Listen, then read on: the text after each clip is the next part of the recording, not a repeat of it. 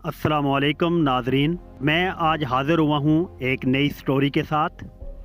और वो स्टोरी मुश्तमिल है इमरान खान की तहरीक और शहबाज शरीफ की हकूमत पर, कि इमरान खान और शहबाज शरीफ अपनी तहरीक और हकूमत के हवाला से इस वक्त कहाँ स्टैंड करते हैं। आप सब नाजरीन से गुजारिश है कि आप ये चैनल सब्सक्राइब करें, शेयर करें और लाइक करें, ताकि आपके पास डेली बेसिस पर बनने वाली सियासी हालात पर वीडियोस आप तक पहुंचती रहें। मैं ये समझता हूं कि इमरान खान साहब जो हैं अपनी तहरीक चलाने में बुरी तरह नाकाम हो चुके हैं, और शहबाज शरीफ साहब जो हैं वो अपनी हकूमत और एस्पेशली मुआशत चलाने में इंतहाई बुरी तरह नाकाम हो चुके हैं।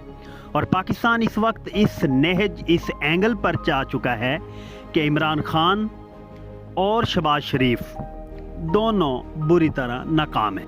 अगर हम थोड़ा सा माजी में जाएं, 2010 के बाद अगर हम देखें तो हमें तारीख बताती है कि एस्टेब्लिशमेंट ने अपनी पूरी तारीख में सबसे ज़्यादा 2 प्रोजेक्ट्स पर काम किया। पहले नंबर पर एटमी प्रोग्राम और दूसरा प्रोजेक्ट इमरान खान को लॉन्च करने में।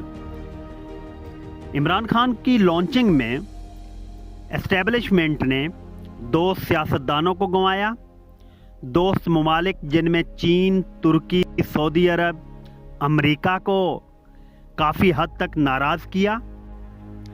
पाकिस्तान की अदलिया को इमरान खान के हक़ में और उस वक्त की मौजूदा हुकूमत के ख़िलाफ़ फ़ैसले तोड़ मरोड़ कर पेश करने में, जिसे पॉलिटिकल इंजीनियरिंग का नाम दिया गया था, तो अदलिया जो है ये इमरान खान की फेवर में एस्टेब्लिशमेंट के हाथों इस्तेमाल हुई। और फिर मीडिया को एस्टेब्लिशमेंट ने इमरान खान की फेवर में और उस दौर की मौजूदा गवर्नमेंट के ख़िलाफ़ एज आ टूल इस्तेमाल किया। मैं समझता हूँ कि इमरान खान ने जो पौने 4 साल हुकूमत की है, इन 4 सालों में उसने मुल्क पाकिस्तान को तबाही के दहाने पर पहुँचाया। और मेरे नज़दीक अगर मैं कहूँ तो इमरान खान साहब ने इन 4 सालों में पाकिस्तान को स्टोन एज यानी पत्थर के दौर में धकेल दिया है। आपको पता है कि पाकिस्तान का सबसे बड़ा सूबा पंजाब है, जिसकी आबादी तकरीबन 12 करोड़ लोगों पर मुश्तमिल है।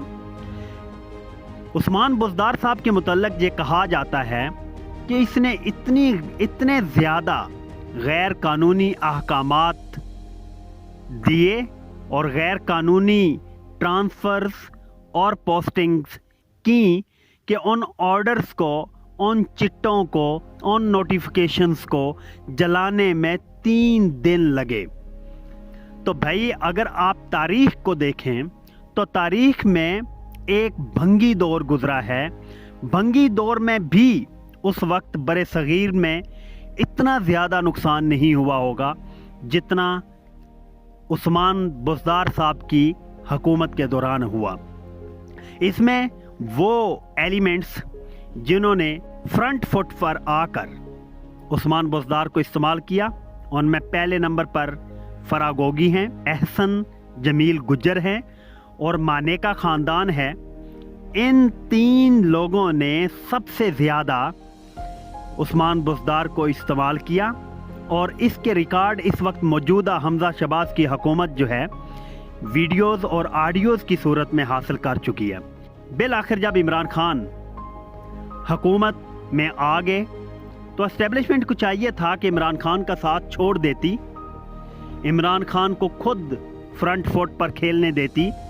लेकिन इमरान खान का हाथ पकड़कर, जैसे एक दादा अब्बू जो हैं वो एक अपने पोते का हाथ पकड़कर उसे चलाना सिखाते हैं, तो बिल्कुल ऐसे ही पाकिस्तान के एस्टेब्लिशमेंट ने इमरान खान की हुकूमत जो है वो चलवाई।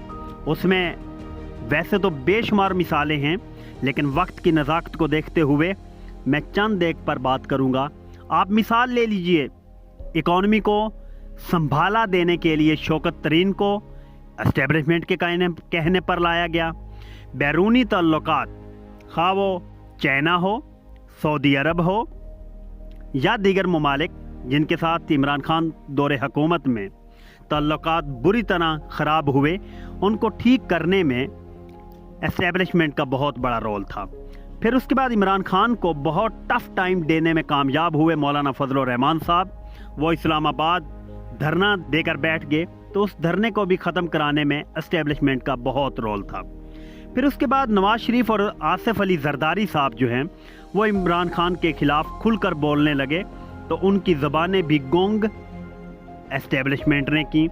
پھر جب پی ٹی آئی کے درمیان دراڑیں پڑنا شروع ہوئیں، پی ٹی آئی کے لوگ پی ٹی آئی کو چھوڑنا شروع ہوئے، اسپیشلی پی ٹی آئی کے دو آئیکنز جہانگیر خان ترین اور علیم خان، یہ دونوں جب عمران خان کی پارٹی کو اللہ حافظ کہہ کر سائیڈ لائن ہو گئے اور انہوں نے جب منہ کھولا تو انہوں نے عمران خان کو بہت سٹرکٹلی اور بہت آڑے ہاتھوں لیا، تو اس وقت بھی ان کی زبانیں اسٹیبلشمنٹ نے بند کی۔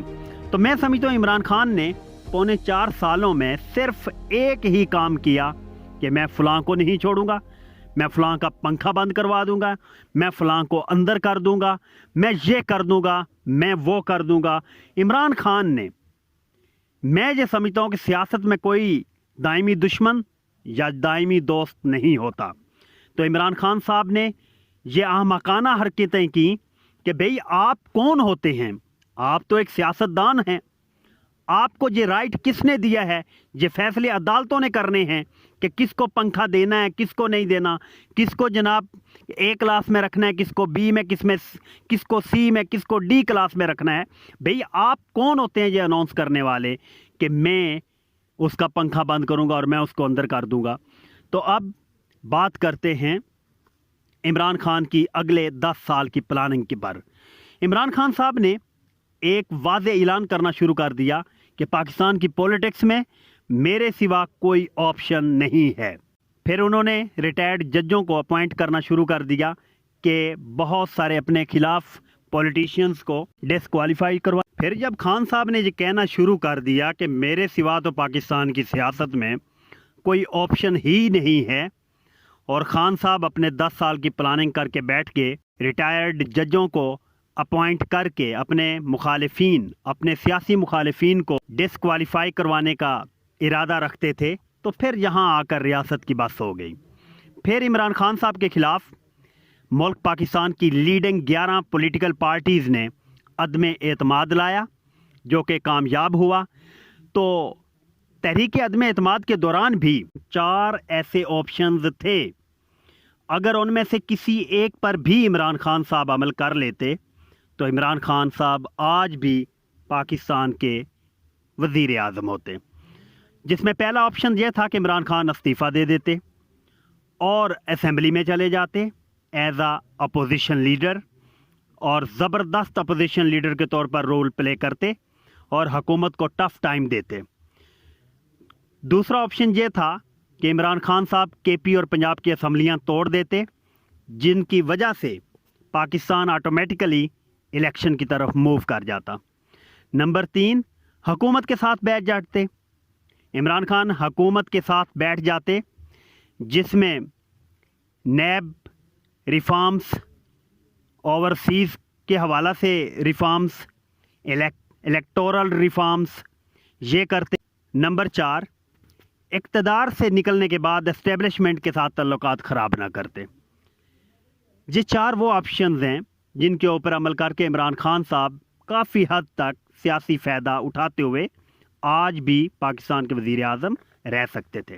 اب اگر دیکھا جائے پاکستان کی موجودہ سینیریو کو، تو شہباز شریف پنجاب کے کامیاب ترین وزیر اعلیٰ رہ چکے ہیں، لیکن وہ اس وقت پاکستان کے وزیر اعظم کے طور پر ایک بہترین رولر کے طور پر ڈیلیور کرنے سے قاصر ہیں۔ شاید پاکستان کے مسائل ان کے ویژن، ان کی ریسرچ، ان کی مینٹل اپروچ، ان کی لیڈرشپ کے مقابلے میں بہت بڑے ہیں، یا پھر ان کی ٹیم جو ہے وہ काफ़ी हद तक उन्हें प्रॉपर डिलीवर करने में नाकाम है। इसमें सबसे बड़ा जो मेरे नज़दीक शहबाज हुकूमत ने मिफ्ता इस्माइल को वज़ीर ख़जाना बनाकर सबसे बड़ा और बुरा फ़ैसला किया। मिफ्ता इस्माइल साहब जो हैं, जब से वज़ीर ख़जाना बने हैं, इन्होंने ऐसे ज़ालमाना फ़ैसले किए हैं जिनकी वजह से आवाम की चीखें निकल गई। और इट इज़ वेरी अनफॉर्चुनेटली कि मिफ्ता इस्माइल साहब इंतहाई ज़ालमाना फ़ैसले भी हंसते हुए डिलीवर करते हैं। हंसते हुए बताते हैं कि मैं आज 25 रुपये पेट्रोल महंगा हो रहा है। हंसते हुए कहते हैं कि 50 रुपये पेट्रोल लेवी के ऊपर जो सब्सिडी दी जा रही थी वो भी हम ख़त्म करने जा रहे हैं। बेसिकली अगर देखा जाए तो मिफ्ता इस्माइल साहब एक सनतकार हैं, और सनतकार का फ़ायदा ही इसी चीज़ में है कि रुपए की डीवैल्यूएशन हो, डॉलर और स्टॉक मार्केट गिरे, जिसकी वजह से सनतकार को ज़्यादा से ज़्यादा फ़ायदा हो।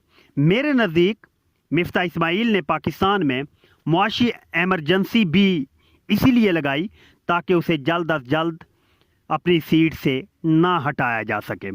पाकिस्तान में अगर देखा जाए तो 2 वज़ीर ख़जाना बड़े ही कामयाब रहे हैं, शौकत तरीन और इसहाक डार।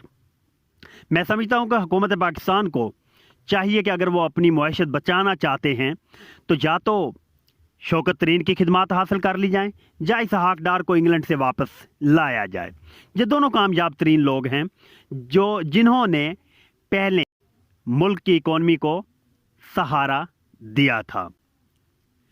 मगर अनफॉर्चुनेटली अगर देखा जाए तो जब ये नई हुकूमत आई को 2-2.5 माह पहले, तो 1 महीने तक तो ये इसी शशोपंज में रही कि हमारे साथ तो हाथ हो गया। लेकिन फिर जब इमरान खान ने नेशन वाइड जलसे किए और ज़्यादा से ज़्यादा जलसों के अंदर मीर जाफ़र और मीर सादक के राग अलापने शुरू किए, तो उस वक्त हुकूमत की सांस में सांस आई और इन्होंने कहा कि नहीं, इमरान खान और इस्टेब्लिशमेंट एक पेज पर नहीं है, बल्कि वो तो इस्टेब्लिशमेंट ही को मीर जाफ़र और मीर सादक कह रहा है। जहाँ तक कि शहबाज शरीफ जो हैं ये मई में इस्तीफ़ा देने का फ़ैसला कर चुके थे, लेकिन अल्हम्दुलिल्लाह अब इकॉनमी काफ़ी हद तक बेहतरी की उम्मीदें वाबस्ता हैं। IMF पाकिस्तान पर मेहरबान होता हुआ दिखाई दे रहा है।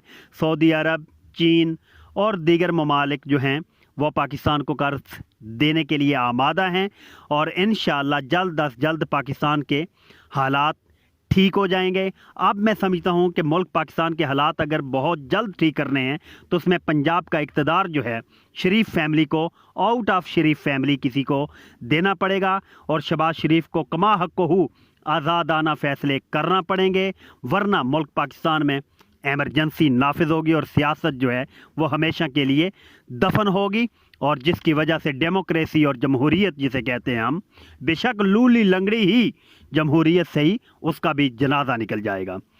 आज के लिए प्यारे नाज़रीन इतना ही।